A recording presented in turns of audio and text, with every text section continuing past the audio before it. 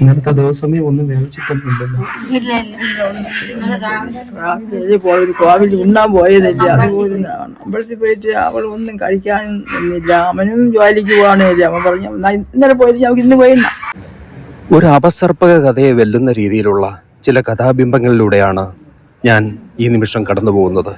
തിരുവനന്തപുരം നന്ദിയോട്, കൊച്ചു താന്നിമൂട്, ഒരു പ്രത്യേക സമുദായം ഒരുമിച്ച് ജീവിക്കുന്ന ഒരു ഗ്രാമം. ആ ഗ്രാമത്തെ പിന്നെയും ഞെട്ടിപ്പിച്ചുകൊണ്ട് മറ്റൊരു ദുർമരണം കൂടി നടന്നിരിക്കുന്നു. വിഷ്ണു, സന്ധ്യ ഇവർ വളരെ അധികം കാലം പ്രണയിച്ചതിന് ശേഷം ഒന്നായവരാണ്. അവർ വിവാഹം കഴിച്ചിട്ട് ഏതാനും വർഷങ്ങളെ ആയിട്ടുള്ളൂ. അതായത് നമ്മൾ പറയാറില്ലേ, പുതുമോടി പോലും കഴിഞ്ഞിട്ടില്ല എന്ന്. ഈ അവസരത്തിൽ ഇന്നലെ രാവിലെ തൊട്ടടുത്ത 2 അമ്പലങ്ങളിൽ, ആദ്യത്തെ അമ്പലം വേങ്കമല എന്ന് പറയുന്ന ക്ഷേത്രമാണ്, വളരെ പ്രശസ്തമായ ക്ഷേത്രമാണ്. അവർ രണ്ടുപേരും കൂടി ആ അമ്പലത്തിൽ പോയിട്ട് തിരിച്ചു വരുന്നു. വീട്ടിൽ വന്നതിന് ശേഷം അവർ പറയുന്നു, നമുക്ക് ഇന്നത്തെ ആഹാരം പച്ച ധർമ്മശാസ്ത്ര ക്ഷേത്രത്തിൽ നിന്നാവട്ടെ. അങ്ങനെ അവർ രണ്ടുപേരും കൂടി അവിടേക്ക് പോവുകയാണ്.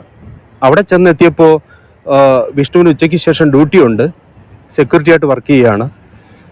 അപ്പോൾ സമയം വൈകുന്നു, നമുക്ക് പെട്ടെന്ന് തിരിച്ചു പോകാം, ഒരു ദീർഘമായ ക്യൂ ഉണ്ട് എന്ന് പറഞ്ഞ് അവർ രണ്ടുപേരും കൂടി വീട്ടിൽ വന്നത്രേ. വന്നതിന് ശേഷം വിഷ്ണു സെക്യൂരിറ്റി ജോബിനായിട്ട് വീട്ടിൽ നിന്ന് പോയ സമയത്ത് ഈ സന്ധ്യ വീട്ടിൽ കയറി കഥ അടയ്ക്കുകയായിരുന്നു. ഇതിൻ്റെ അകത്ത് എന്താണ് സംഭവിച്ചത്? സന്ധ്യയെ പിടിച്ചുലച്ചത് എന്താണ്?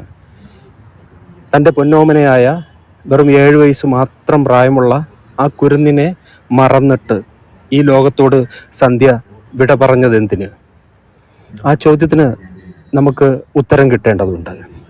ഇവിടെ 2 അല്ല 3 പേർ നടന്ന് 2 തൂക്കും എന്നിട്ട് ചാടി.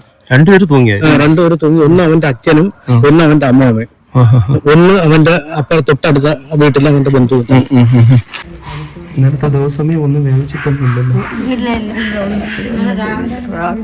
ഒരു കോവിൽ ഉണ്ണാൻ പോയതല്ലേ, അതുപോലെ അമ്പലത്തിൽ പോയിട്ട് അവൾ ഒന്നും കഴിക്കാനും നിന്നില്ല. അവനും ജോലിക്ക് പോകാനില്ല. അവൻ പറഞ്ഞു ഇന്നലെ പോയിട്ട് ഞങ്ങൾക്ക് ഇന്ന് പോയില്ല. അത്യാവശ്യപ്പെട്ടൊക്കെ പോയത് നമുക്ക് തന്നെ സഹിക്കാക്കണില്ല തന്നെ. അപ്പോഴും അവന് സമയം, അവന് ഡ്യൂട്ടിക്ക് കയറാൻ സമയം കഴിഞ്ഞപ്പോൾ നമുക്ക് നാളെ പോയി ഇന്നലെ ബാങ്കാവലെ കോവിലിൽ കൊണ്ടുപോയി, എനിക്കന്ന് സിനിമയ്ക്ക് കൊണ്ടുപോയി. അവനൊരു ദ്രോഹിയൊന്നും അല്ലല്ലോ ഈശ്വര, അവനെ പറ്റി പറയാം. നമുക്കതൊക്കെ വിചാരിക്കുമ്പോൾ നമുക്കൊന്നും മനസ്സിൽ കൊള്ളാത്ത സങ്കടം തന്നെ. നോക്കുകൊണ്ടേ അപ്പോഴും സാധിക്കും. രാത്രി വിളിച്ചിട്ട് പറഞ്ഞു, അവൻ്റെ അടുത്ത് പറഞ്ഞു, ചേട്ടാ എനിക്ക് പൈനാപ്പിൾ വേണം. അവിടെ എങ്ങും ഇല്ലായിരുന്നു. അവൻ തിരക്കി പോയി അവൻ തന്നപ്പോഴും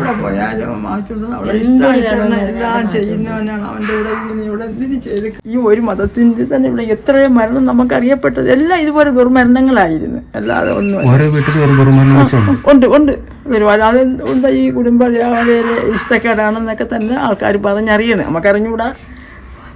അല്ലാതെ ഈ കുട്ടിയെ സംബന്ധിച്ച് ഒരു പ്രശ്നം ആർക്കും പറയാനില്ലേ. നമ്മളെ അയൽവാസികളാണെങ്കിലും സഹിക്കാക്കണില്ല. അവനെ സംബന്ധിച്ച് നമുക്കൊന്നും പറയാനില്ല. അവന് നല്ലൊരു പയ്യനാണ്, നല്ലൊരു പയ്യൻ. ഇത്രയും നാളോട് നമ്മൾ ഈ വീടിനെ സംബന്ധിച്ച് ഒരു സാമ്പത്തികമായിട്ട് അവർക്ക് കടബാധ്യതയും പണത്തിന്റെ കുറവ് കൊണ്ടുള്ള വിഷമതകളും അങ്ങനെ അവക്കും തോന്നും. അത് കാണുമ്പോൾ ചുരുക്കമാണ്. അങ്ങനെയുണ്ട്. എങ്കിലും ഈ കുട്ടിക്ക് അതുമായിട്ട് ബന്ധപ്പെട്ട് ജോലിയില്ല, ജോലി അങ്ങനെയുള്ള ഒരു പ്രശ്നമൊന്നുമില്ല. 3 വർഷം വരെയുള്ള പൈസ ഞാൻ അവളെ അക്കൗണ്ടിൽ ഇട്ടു. ശ്രമിക്കുക തന്നെ അവള് ശ്രമിച്ച്.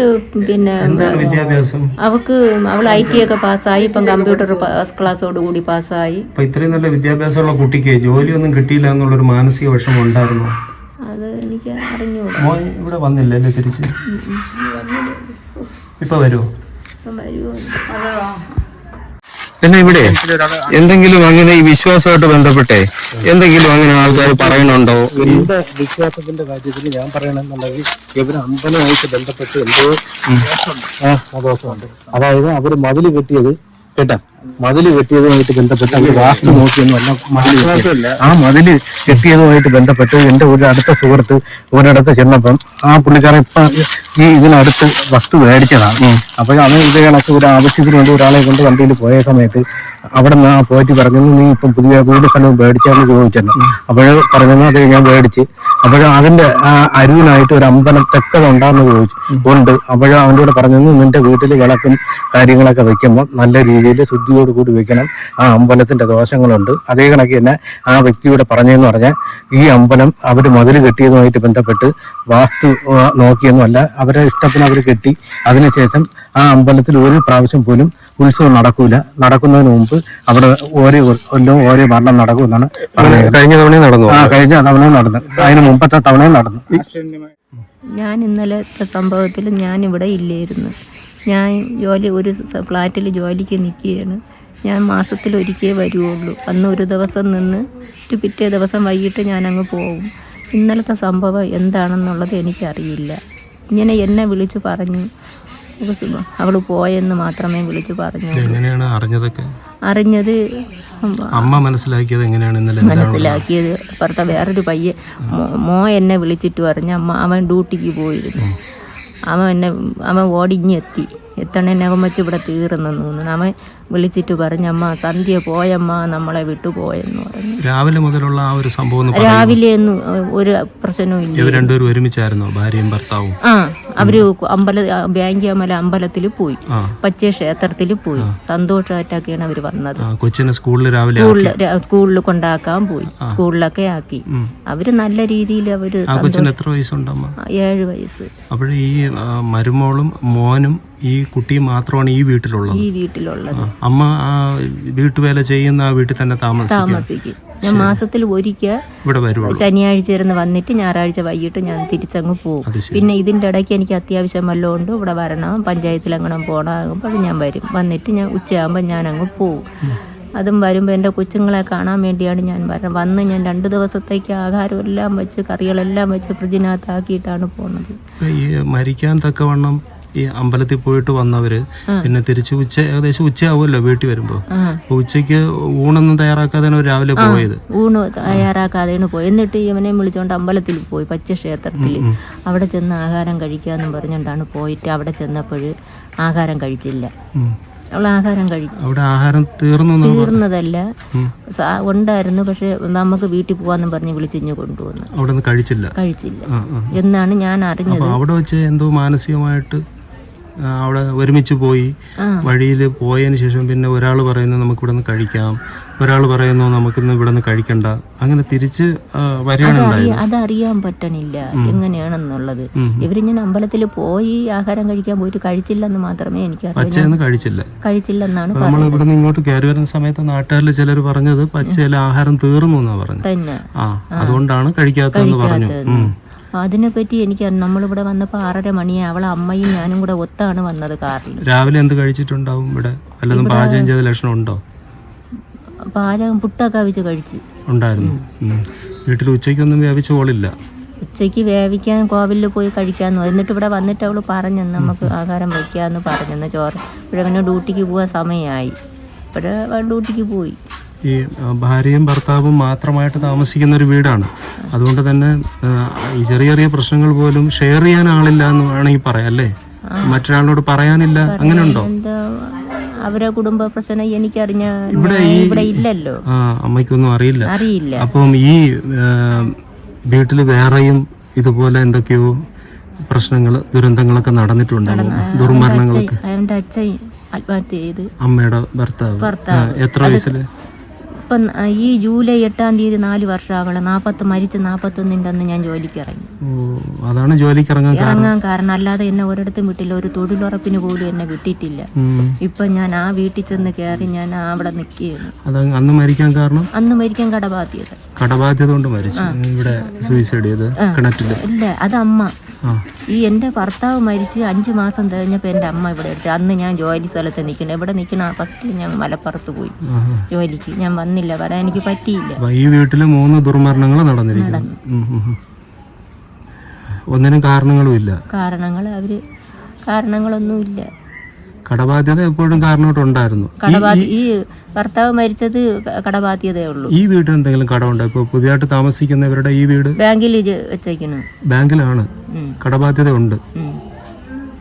അപ്പോൾ ഈ പയ്യന് സെക്യൂരിറ്റി ജോലിയല്ലേ? താരതമ്യേന കുറച്ച് പൈസയല്ലേ കിട്ടുള്ളൂ അതില്. ലോൺ അടഞ്ഞു പോകാനൊക്കെ ഉള്ള. എനിക്ക് അറിഞ്ഞൂടാ. ഏത് ബാങ്കിലാണ് ലോൺ അറിയോ? ജില്ലാ സഹകരണ ബാങ്കിൽ. അപ്പോൾ ഈ ബാങ്കിൽ നിന്ന് തന്നെയാണ് വിളിക്കുന്നത്. ഈ മരുമകള് അമ്മയെ വിളിക്കാറൊക്കെ ഉണ്ടോ? ഫോണില് വിളിച്ച് സംസാരിക്കാറുണ്ട്. ഞങ്ങൾ തമ്മിൽ യാതൊരു പ്രശ്നവും ഇല്ല. എന്തെങ്കിലും എല്ലാ ആൾക്കാർക്കും അറിയാം. ഈ അടുത്തിനായിട്ട് എന്തെങ്കിലും ഒരു വിഷയം പറഞ്ഞായിരുന്നോ? ഇല്ല, ഒന്നും പറഞ്ഞിട്ടില്ല. ഒന്നും പറഞ്ഞിട്ടില്ല.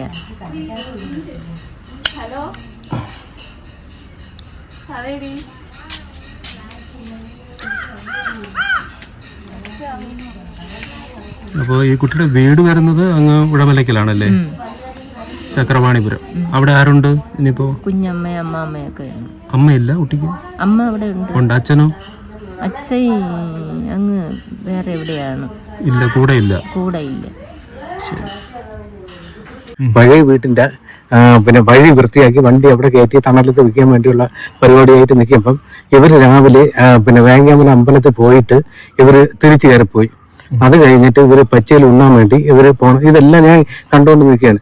അവസാനം ഇവൻ വന്ന് ഒരു 10 മിനിറ്റ് കഴിഞ്ഞിട്ട് ഇവർ ഉണ്ണാൻ പോയ ആള് ഒരു 10 മിനിറ്റ് മുമ്പ് തിരിച്ചു വന്നു. അപ്പോഴെനിക്ക് മനസ്സിലായി ഉണ്ണാൻ പോയിട്ടില്ല.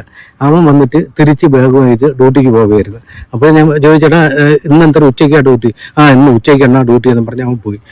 അത് കഴിഞ്ഞ് ഞാൻ എൻ്റെ ജോലിയും കഴിഞ്ഞിട്ട് ഞാൻ എന്ത് ചെയ്ത് ഞാൻ പോയി ചോറ് കൊണ്ടുകൊണ്ട് ഞാൻ ഒന്ന് കിടന്ന്. ഇവര് പച്ച അമ്പലത്തിൽ പോയിട്ട് കഴിക്കാതെ എന്താ?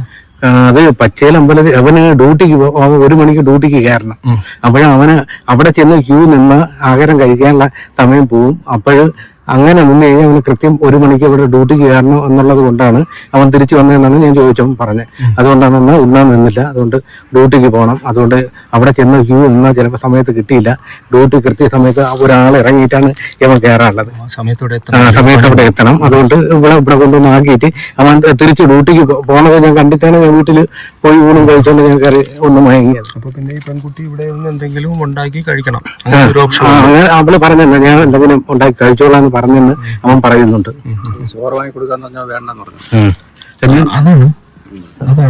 പിന്നെ നമ്മൾ പറയാൻ ഇവര് പോക്കൊക്കെ കണ്ട ഏറ്റവും നല്ല ഒരു ഇതായിട്ടാണ് കേട്ടെ. നല്ല രീതിയിലാണ് ഇവര്, നല്ല രീതിയാണ് നമുക്കറിയാമെന്നുള്ളതാണ്. അവൻ കുഴപ്പക്കാരന് അങ്ങനെയുള്ള ഒരാളല്ല. ഈ പെൺകുട്ടി എഡ്യൂക്കേറ്റഡ് ആണോ? പെൺകുട്ടി നല്ല ആവശ്യത്തിനുള്ള വിദ്യാഭ്യാസം. ഇവര് ലവ് മാരേജ് ആയിരുന്നു. ദീർഘകാലത്തെ പ്രണയമായിരുന്നു. ദീർഘകാലം അവര് പ്രണയിച്ചിട്ടാണ് വിവാഹം കഴിച്ച് ആറ്റുകോവിലിൽ കൊണ്ടുവച്ചാണ് അമ്പലത്തിൽ കൊണ്ടുവച്ചാണ് വിവാഹമൊക്കെ നടത്തിയത്. ഇവരുടെ ജീവിതമൊക്കെ നല്ല രീതിയിൽ തന്നെ പോയിക്കൊണ്ടിരുന്നത്.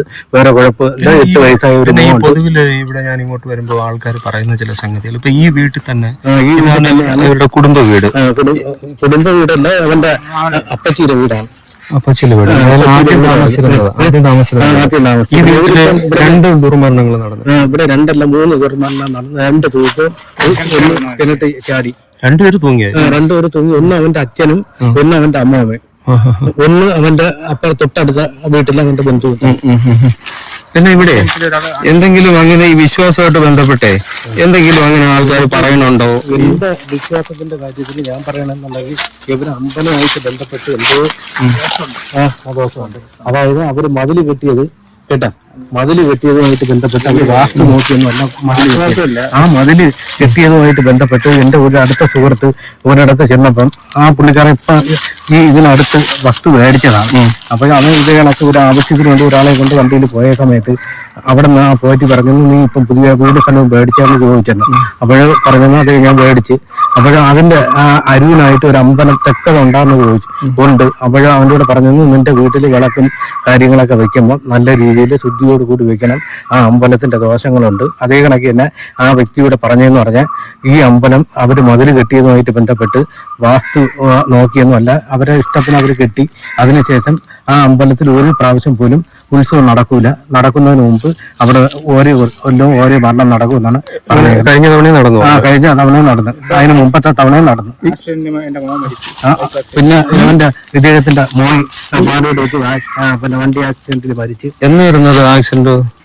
ഇപ്പൊ 6 മാസം. ചേട്ടന്റെ വീടാണ്? എന്റെ വീട് കള്ളിപ്പാറ. ബന്ധുക്കളാണ്. ഭാര്യയുടെ കൊച്ചച്ഛന്റെ മോളാണ്.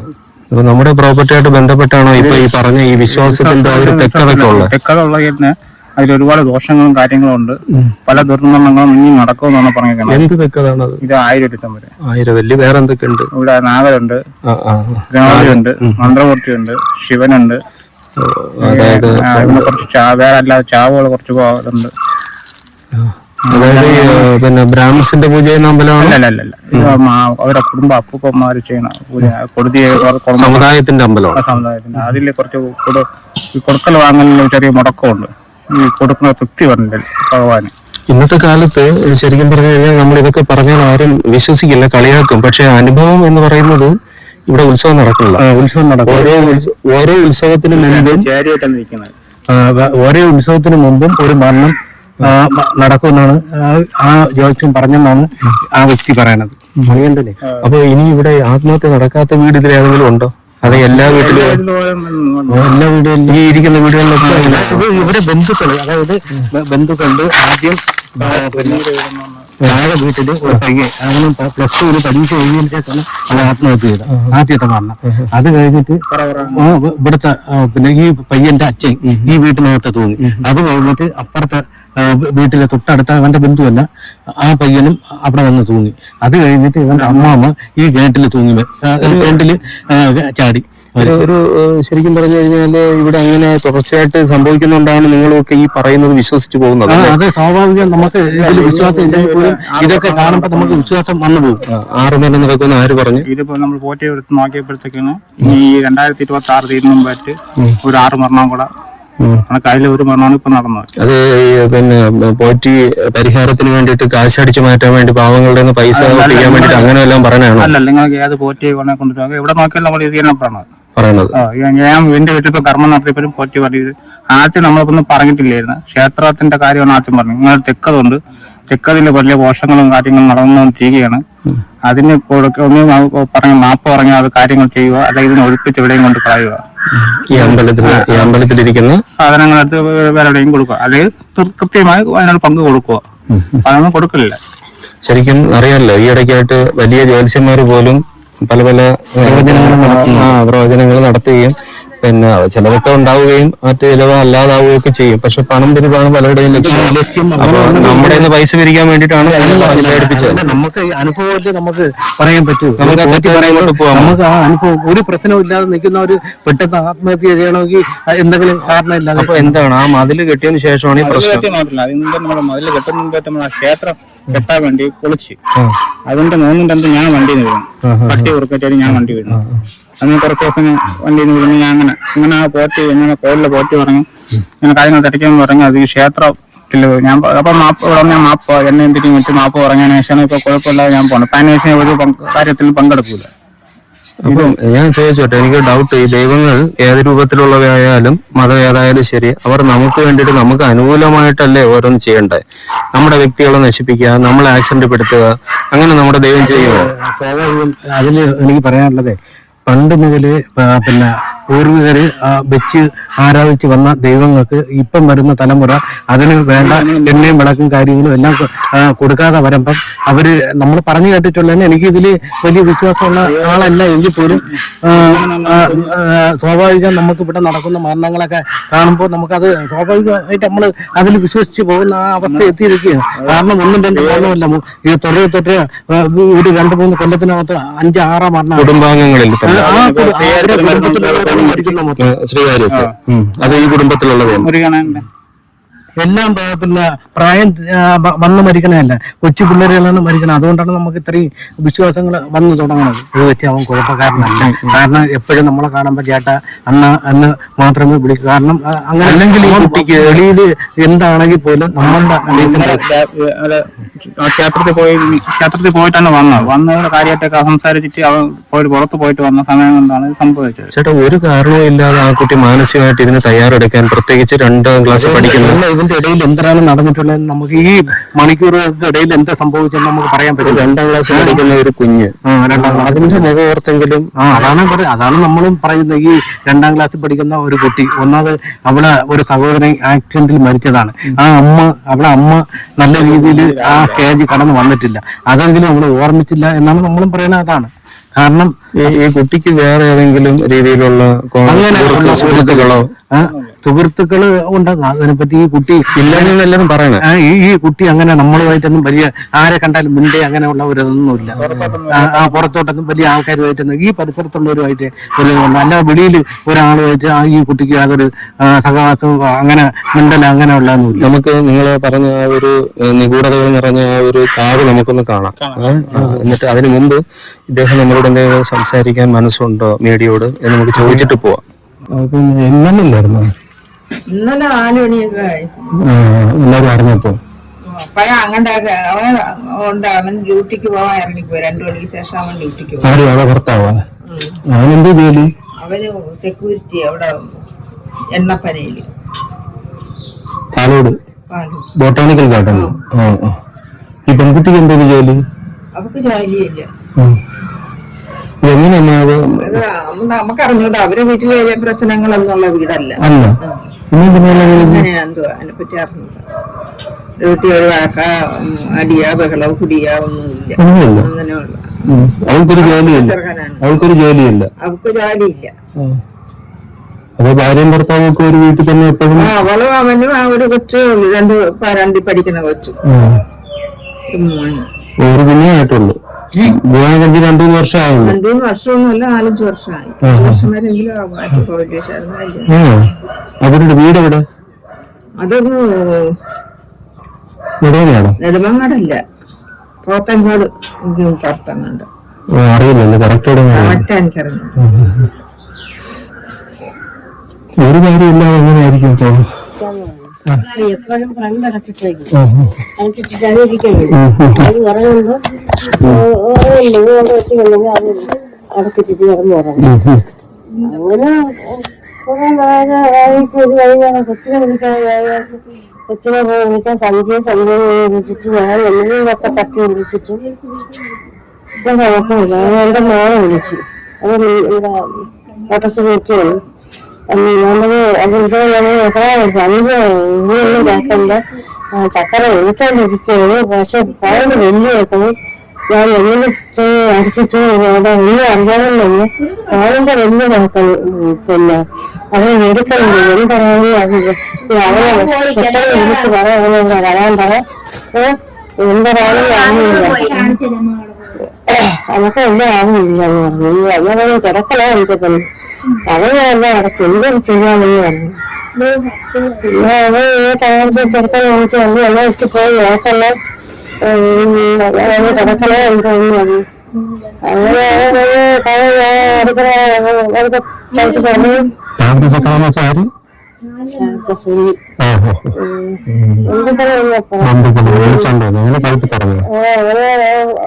അടുക്കള കയറിയപ്പം കണ്ടത് മരിച്ചു. ചൂടൊക്കെ ഉണ്ടായിരുന്നു. രണ്ടും രസം എത്രയും പെട്ടെന്ന് കൊണ്ടുപോയി ഇത്തിരി പൂരം വീട് കിട്ടണമെങ്കിൽ അവരെ മുറിയിൽ തന്നെ എപ്പോഴും കാണണം.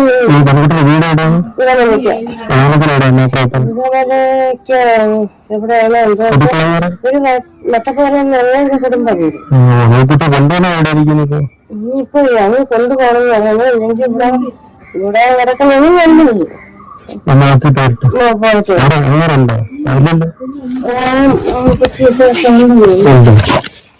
ഈ വീഡിയോ കാണുന്ന പ്രിയപ്പെട്ട അനുജന്മാരും അനുജത്തിമാരും കൊച്ചുമക്കളും ഒക്കെ ഓർമ്മിക്കാൻ, ഈ ജീവിതത്തിൻ്റെ പ്രണയകാലം എന്ന് പറയുമ്പോൾ എനിക്കും നിങ്ങൾക്കൊക്കെ ഉണ്ടെങ്കിൽ ഉണ്ടായിരുന്നെങ്കിൽ അത് മധുരം തന്നെയാണ്. എപ്പോഴും അങ്ങോട്ടും ഇങ്ങോട്ടും വലിയ ബാധ്യതകളൊന്നുമില്ല. മരങ്ങൾ ചുറ്റി കറങ്ങി നടന്നാൽ മതി, പാർക്കിൽ പോയി തൊട്ടുരുമി ഇരുന്നാൽ മതി. പക്ഷേ ജീവിതം അങ്ങനെയല്ല.